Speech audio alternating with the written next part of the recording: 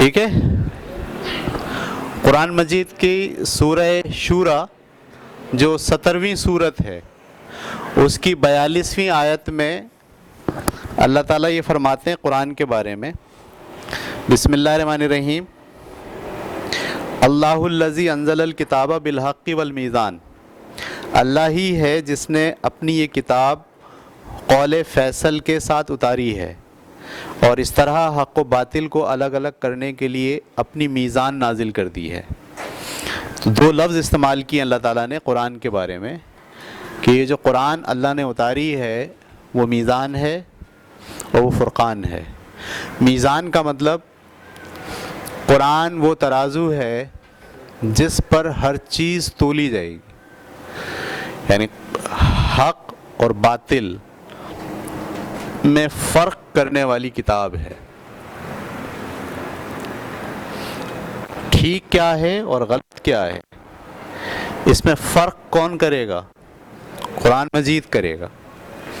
اور قرآن مجید کو میزان کا درجہ حاصل. میزان کسے کہتے ہیں؟ اسٹینڈرڈ، وہ معیار جس پر ہر چیز تولی جائے گی. یہ بات ہمارے ہاں مسلمان ماننے کے لیے تیار نہیں ہے. یہ عجیب بات ہے، آپ حیران ہوں گے. یعنی میں اگر آپ سے کہوں کہ ایک بات قرآن میں کہی گئی ہے اور ایک بات کسی بزرگ نے کہی ہے، بزرگ کی کہی ہوئی بات قرآن کے خلاف ہے، تو آپ قرآن کو مانو گے یا اس بزرگ کی بات کو مانو گے؟ آبویسلی ماننا تو کس کو چاہیے؟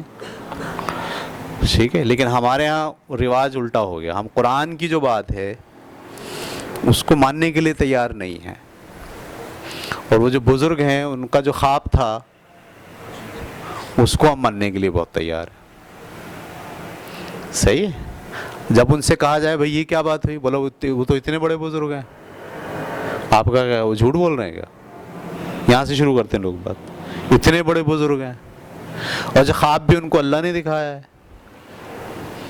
تو کیا غلط دکھایا ہوگا؟ یہاں سے شروع کرتے ہیں بات. اچھا، دوسرا آدمی کیا کہہ رہا؟ بھائی قرآن تو اس کے خلاف کھڑا ہے. قرآن کہاں کھڑا ہے؟ اس کے خلاف کھڑا ہے. تو وہ قرآن کو رد کر رہے ہیں اور ہم نہیں مانتے اس کو. سمجھ میں آ رہی بات آپ کو؟ بہت ساری باتیں جب آپ قرآن پڑھیں گے تو آپ حیران ہو جائیں گے. تو میزان سے مراد یہ ہے کہ آپ جب دین کی بابت، یعنی مذہب اور دین کی بابت کوئی بات آئی ہے تو اس بات میں قرآن کے ساتھ کھڑے ہوں گے آپ، اور قرآن کی بنیاد پر آپ کسی بات کو یا مانیں گے یا نہیں مانیں. ایسا حدیث کے ساتھ بھی ہوتا ہے کہ حدیث کے اندر کوئی بات کہہ دی، اس بات کو جب آپ نے پڑھا تو پتہ چلا وہ بات تو قرآن کے خلاف ہے. اچھا، اب سوال یہ ہوا بھائی حدیث تو محمد صلی اللہ علیہ وسلم نے کہی ہے، وہ قرآن کے خلاف کیسے کہہ سکتے ہیں؟ تو ہم تو یہاں فوراً سمجھ جاتے ہیں کہ یہ جو حدیث ہے نا یہ محمد صلی اللہ علیہ وسلم نے کہی نہیں ہے، ان کا نام لے کر کسی اور نے کہی ہے. کیونکہ محمد صلی اللہ علیہ وسلم کوئی بات قرآن کے خلاف نہیں کہہ سکتا. سمجھ میں آ گئی بات؟ یعنی اب آپ نے حدیث کو بھی چیک کرنا ہے. کس سے چیک کرنا ہے؟ اس قرآن سے چیک کرنا ہے. کیونکہ محمد صلی اللہ علیہ وسلم نے کوئی ایسی بات دین کے متعلق بیان نہیں کی جو قرآن کے خلاف ہو یا قرآن کے اگینسٹ ہو. ہر بات جو کہی ہے وہ قرآن کے عین مطابق ہی کہی ہے. سمجھ رہے ہیں آپ؟ تو میزان کا درجہ حاصل ہے قرآن مجید کو. ہم مسلمانوں کی ذمہ داری ہے کہ دین کے معاملے میں سب سے اوپر والے درجے پر کس کو رکھیں؟ قرآن کو. اور اس کے لحاظ سے ہر چیز سوچی جائے گی. تصوف اس کے لحاظ سے سوچا جائے گا، عبادات اس کے لحاظ سے سوچی جائیں گی، روایات اس کے لحاظ سے سوچی جائیں گی. صحیح ہے. صدیوں پر محیط ہمارا جو علم ہے وہ سب کا سب اسی کے لحاظ سے سوچا جائے گا. اور فرقان ہے. فرقان کا مطلب وہ حق اور باطل میں فرق سمجھانے والی ہے. وہ آپ کو یہ بتا دے گی کہ یہ جو بات ہے یہ حق ہے یا یہ جو بات ہے وہ باطل ہے. یہ بات سمجھ میں آ رہی ہے؟ یہی حیثیت ہر مسلمان کو قرآن مجید کو دینی ضروری ہے. یہ حیثیت قرآن مجید کو دینے کا بولا کس نے ہے؟ خود اللہ تعالیٰ نے بولا ہے سورہ شورى میں آیت نمبر 42 میں 42 کے اندر 42 میں کہ قرآن کو ہم نے نازل کیا ہے میزان کے طور پر اور فرقان کے طور پر. یہ حق اور باطل میں فرق کرنے والی کتاب ہے. یہ بات آپ کو سمجھ میں آ رہی ہے؟ جب تک ہم قرآن کو میزان اور فرقان کے درجے پر نہیں رکھیں گے، بیکار چیزیں، بیکار رسومات، بیکار فلسفے ہمارے دین میں شامل ہوتے ہی جائیں گے. جس دن ہم ہر فلسفے کے مقابلے میں، ہر سوچ کے مقابلے میں، ہر رسم کے مقابلے میں، ہر روایت کے مقابلے میں، ہر مذہبی بیان کے مقابلے میں، یا اس کو تولیں گے کس سے؟ قرآن سے. ٹھیک ہے؟ تب جا کر ہم کو پتہ چلے گا کہ وہ فلسفہ، وہ بیان، وہ روایت، وہ خواب، وہ تقریر حق ہے یا باطل ہے. یہ بات آپ کی سمجھ میں آ گئی؟ تو قرآن کو میزان ماننا ضروری ہے. اچھا، اب اس کے اندر جو ہے وہ بڑے مسئلے آتے ہیں. مسئلے یہ آتے ہیں، جو مسائل پیدا کرنے والے لوگ ہیں وہ کیا مسئلے پیدا کرتے ہیں.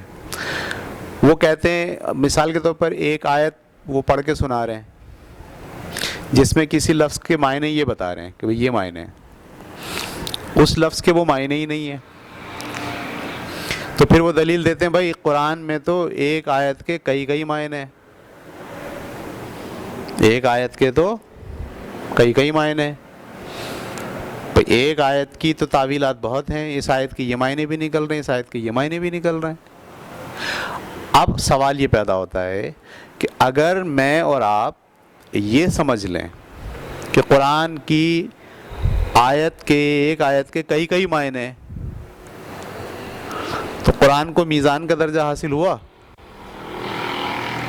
نہیں. قرآن کو فرقان کا درجہ حاصل ہوا؟ نہیں. تو یہاں سے تو آپ کو یہاں سوچنا پڑے گا قرآن کی ایک آیت کا ایک ہی معنی ہے، کئی معنی نہیں ہیں. اب آپ دوسری جگہ کھڑے ہو گئے، ساری دنیا کہاں کھڑی ہے؟ وہ کیا کہہ رہے ہیں؟ قرآن کی ایک آیت کے کئی معنی ہیں. اور آپ کیا کہہ رہے ہو کہ قرآن کی ایک آیت کا ایک ہی معنی ہوگا، ایک سے زیادہ معنی نہیں ہوں گے. کیوں؟ اگر ایک سے زیادہ معنی ہیں تو پھر اس کو میزان اور فرقان کا درجہ حاصل نہیں ہو سکتا. اس کو سمجھیے. دیکھیے، جب آپ آیت کو پڑھیں گے، جیسے میں نے کہا اللہ نور السماوات والارض، اللہ زمین اور آسمان کا نور ہے. نور کے کیا معنی ہیں؟ سبھی بول رہے روشنی. لیکن قرآن کے اندر اس آیت کو جب آپ اٹھا کے رکھیں نظم میں، تو وہاں روشنی کیا ہے؟ علم کی روشنی، نتائج کی روشنی، دلائل کی روشنی. ایسا ہی ہے نا؟ بیان کون سا چل رہا ہے؟ تو اصل میں جب آپ صرف آیت کو پڑھو گے تو ایک ہی آیت کے کتنے معنی نکال لو گے آپ؟ 10. لیکن جب اس آیت کو اٹھا کے رکھو گے مضمون میں، تو اب آپ اس آیت کے 10 معنی نکال ہی نہیں سکتے، صرف ایک ہی نکلیں گے. یاد رکھنا یہ بات. میں اس کی مثال دیتا ہوں آپ کو. ایک لفظ ہے قلم. ایک لفظ ہے قلم. کیا معنی ہوتے ہیں قلم کے؟ لکھنے والا قلم بھی ہوتا ہے. اچھا، وہ گلاب کا جو پودا ہے شاخ سے لگاتے ہیں اس کو بھی کیا بولتے ہیں؟ قلم. اچھا، پھر جنگ کے اندر کسی کا سر قلم کر دو. اب جو ایک لفظ ہے اس کے کتنے معنی ہو گئے؟ 3. ایک لفظ کے معنی 3 ہیں، اس سے انکار ہی نہیں ہے کہ ایک لفظ کے 3 معنی ہو سکتے ہیں قلم. لیکن جب میں اس لفظ قلم کو مضمون میں رکھوں گا تو 3 معنی کبھی بھی نہیں ہوں گے. میں بولوں گا جنگ کا ماحول گرم ہے، مجاہدین کفار کے سر قلم کرتے چلے جا رہے ہیں. اب یہاں جو لفظ قلم ہے اس کے 3 معنی ہوئے. کوئی بولے نہیں اس کے معنی وہ ہیں جو گلاب کی قلم ہے. تو مان لیں گے لوگ. وہ یہ بولے نہیں مجاہدین جو ہے نا میدان جنگ میں گلاب کے پودے لگا رہے ہیں، یہ معنی اس کے. جیسے ہی وہ آدمی یہ بولے گا آپ ہنسیں گے نا، اب بولیں گے تمہارا دماغ خراب ہے، میدان جنگ میں کوئی آدمی گلاب کے پودے لگانے جاتا ہے. حالانکہ لفظی معنی ہیں. قلم کا مطلب کیا ہے؟ گلاب کے پودے ہیں، گلاب کی قلمیں ہوتی ہیں. سمجھ میں آ رہی بات؟ تو ایک لفظ کے 3 معنی ہوتے ہیں، 10 معنی بھی ہوتے ہیں، لیکن وہ لفظ جب جملے میں استعمال ہو کے مضمون میں آتا ہے تو پھر اس کے 3 معنی پھر ایک ہی معنی ہوتے ہیں. اسی طرح سے جب آپ قرآن مجید کو آیت پڑھو گے تو ہر آیت کے کتنے معنی نکال لو گے؟ 10. لیکن اس آیت کو جب آپ کہاں رکھو گے تو پھر ایک آیت کا ایک ہی معنی ہوگا. ایک آیت کا ایک ہی معنی ہونے ہی کی وجہ سے قرآن کیا بنے گا؟ میزان. اور کیا بنے گا؟ فرقان. یہ بات آپ کی سمجھ میں آ رہی ہے؟ اس کو اس طرح سے سمجھنا بہت ضروری ہے. تو قرآن کی ہم نے جب پڑھنا شروع کیا تھا مطالعہ قرآن کا تو اسی میں ہم پزل ہو گئے تھے کہ جب تفسیر پڑھتے تھے تو مولانا صاحب کہتے تھے بھائی اس کے ایک معنی یہ نکل رہے ہیں، ایک معنی یہ نکل رہے ہیں، ایک معنی یہ نکل رہے ہیں. تو وہ بڑا سمجھ میں نہیں آتا تھا بھائی مطلب کیا کون سا معنی لیں. لیکن جب بہت مطالعہ کیا اور بہت ساری چیزیں پڑھیں تو پھر اللہ تعالیٰ نے رخ بھی دکھایا اور نظم سے جب واقف ہوئے قرآن کے تو پتہ چلا کہ نہیں ایک آیت کا ہمیشہ ایک ہی معنی ہوتے ہیں. پھر آپ کی کتاب کے اندر یہاں پر پیج نمبر 95 کے اوپر اللہ تعالیٰ نے ایک جگہ اور ارشاد فرمایا سورہ مائدہ کی آیت نمبر 48. اس میں ایک لفظ اور استعمال کیا اللہ تعالیٰ نے، وہ ہے مہیمن. کیا ہے؟ مہیمن. قرآن مہیمن ہے. یہ کہاں لکھا اللہ نے؟ المائدہ. اور اس کی آیت نمبر کون سی ہے؟ 48.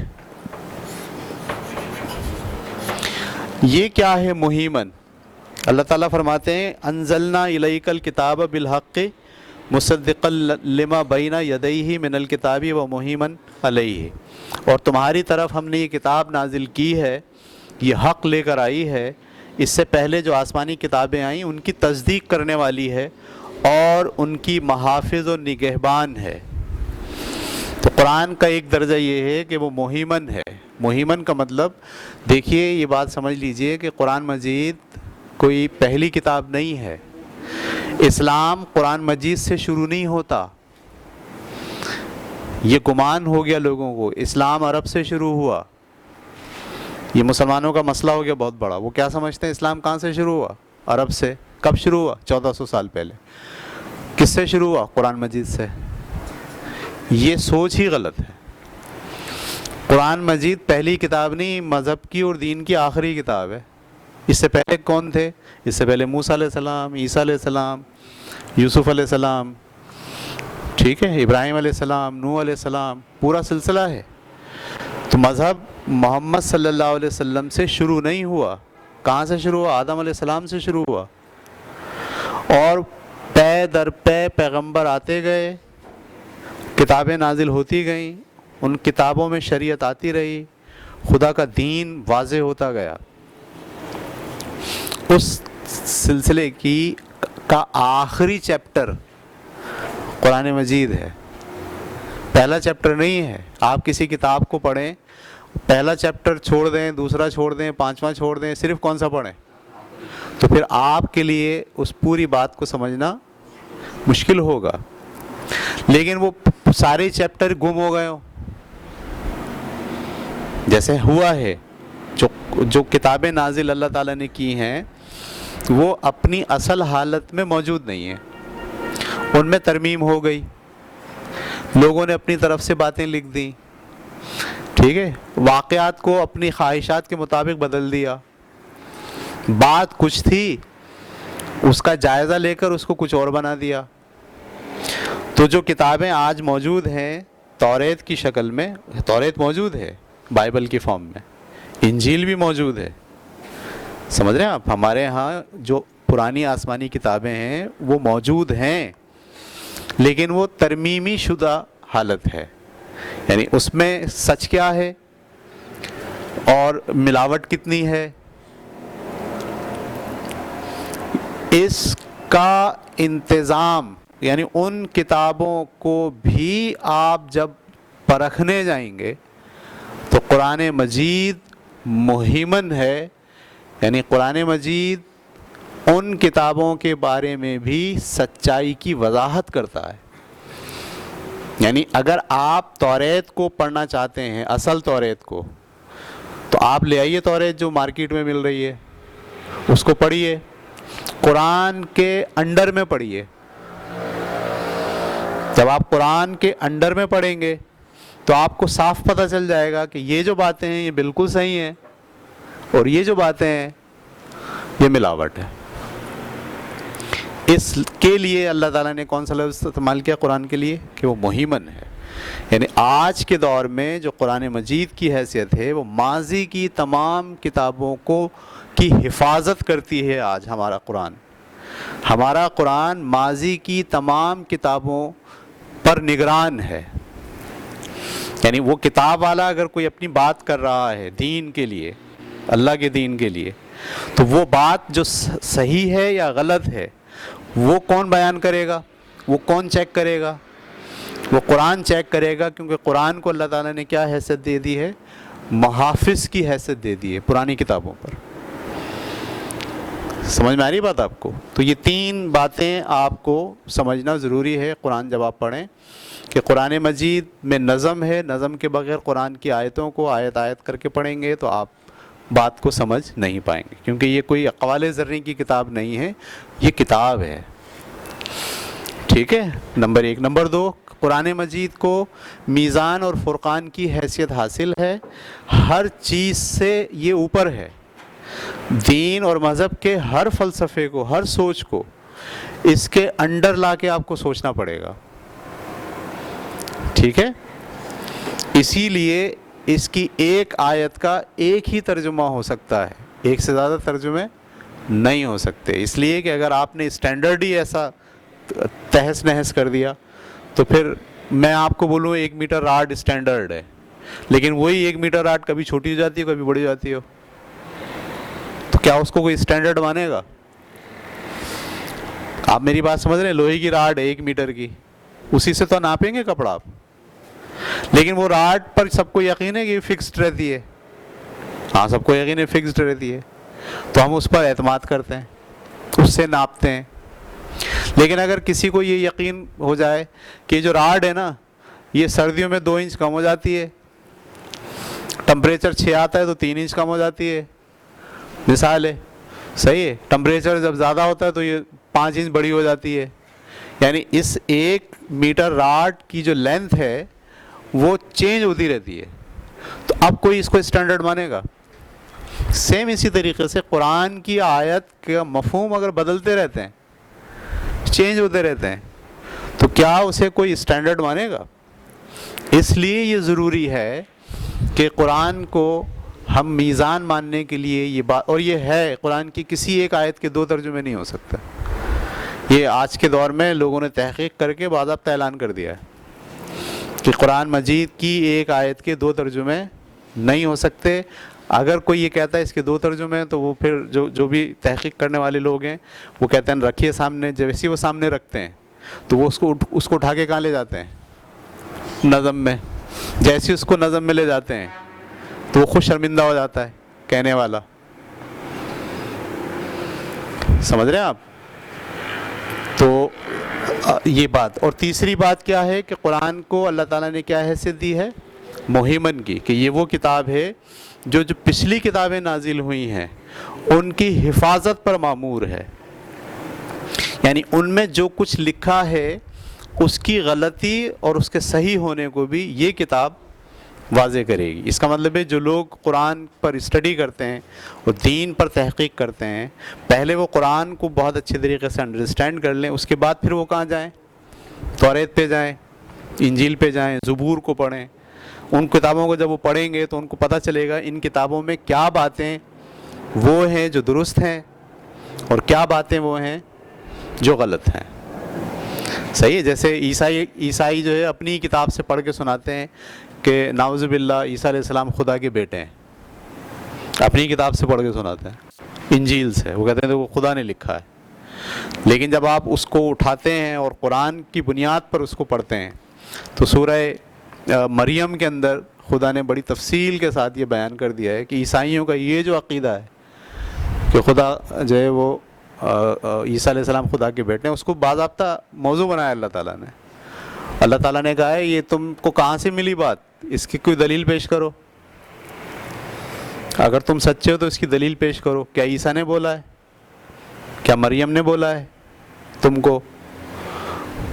کس نے بولا؟ وہ جب آپ سورہ مریم پڑھیں آپ حیران ہو جائیں گے، خدا باضابطہ مکالمہ کرتا ہے عیسائیوں کے ساتھ کہ بھائی یہ جو تمہارا تثلیث کا عقیدہ ہے کہ خدا تین حصوں میں بٹ گیا، خدا، عیسیٰ اور مریم، یہ تم لائے کہاں سے ہو؟ اس کے لیے دلیل دو۔ خدا تو دعویٰ کرتا ہے ایک دم اٹھا کے۔ تو جیسے ہی آپ سورہ مریم پڑھتے ہیں، انجیل کا یہ جو بیان ہے یہ کیا ہو جاتا ہے؟ رد ہو جاتا ہے۔